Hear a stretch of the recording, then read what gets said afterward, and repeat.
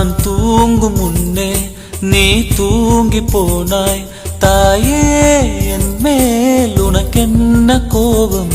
கண்ணான கண்ணே, என் தெய்வ பெண்ணே, கண்ணில் தூசி நீ ஊத வேண்டும்.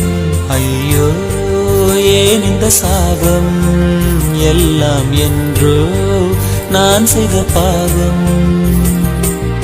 பகலும் இரவாகி பயமானதே அம்மா, விளக்குன் துணையின்றி இருளானதே.